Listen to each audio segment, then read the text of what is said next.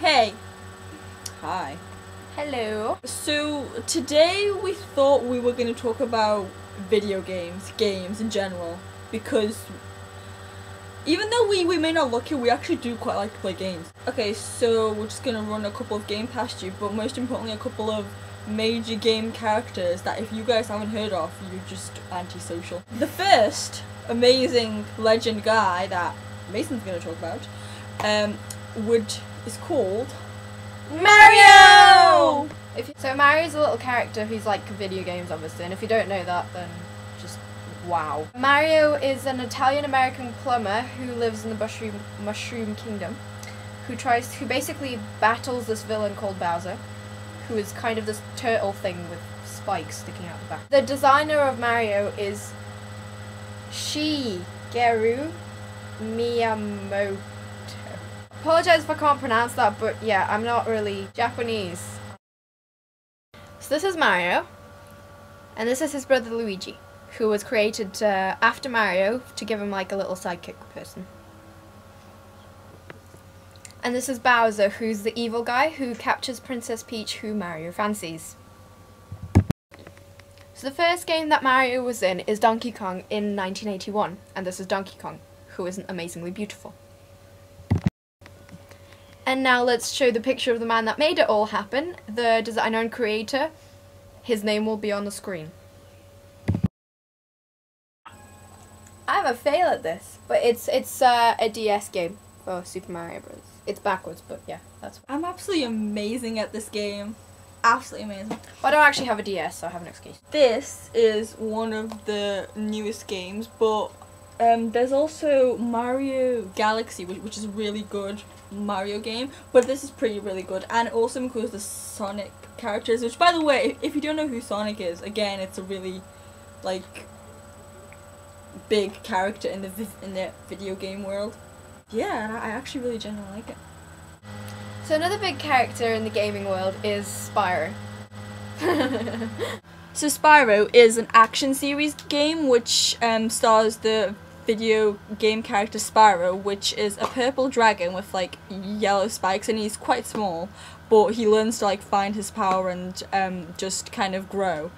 And it was originally published by the Sony Computer Entertainment, but it was originally designed for the original PlayStation.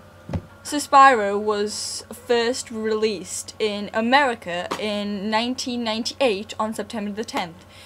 In Spyro, there isn't just him. There's obviously his little like dragonfly friend called Spark, and he helps protect Spyro from danger and helps collect the gems. There's also loads of other like dragons and characters, but there's also the bad guys, and the main bad guy, especially in the Legend of Spyro series, is Cinder, which is a dragon that was born in the same year as Spyro but turned evil. Well, I'm playing Mario and I'm currently on the 2nd level of World 1. This is the very first DS game that I ever got, and I really full on loved it. And oh, I fell down a hole! Right, and it's basically just, to be honest, right, the graphics for the time when it first came out are actually really good, and I really quite enjoyed the game as well.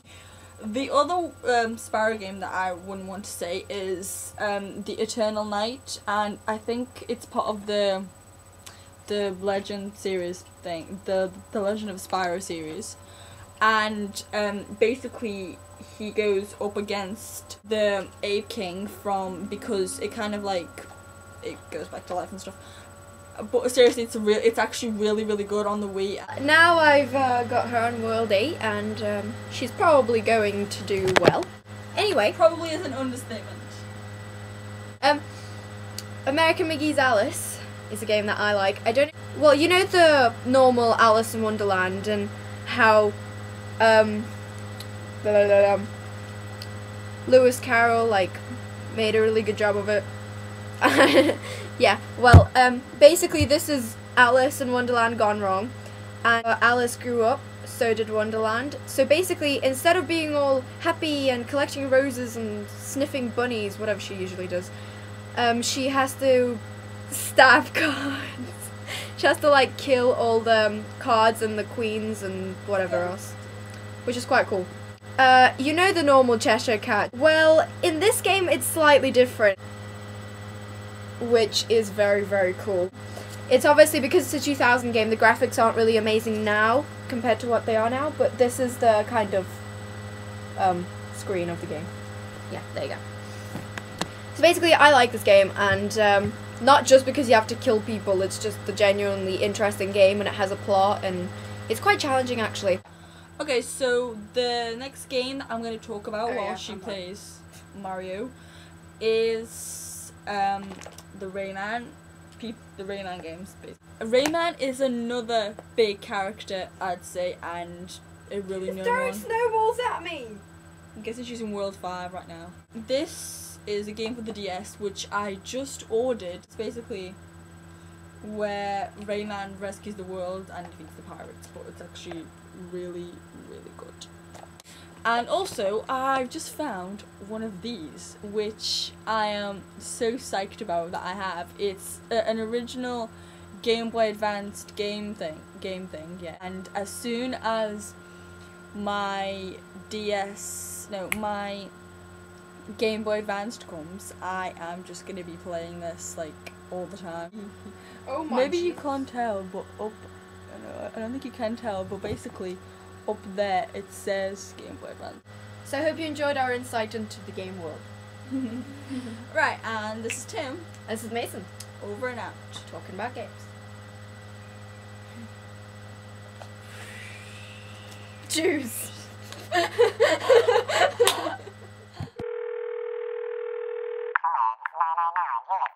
is Tim! And this is Mason! Okay, what is the problem? Well, you see,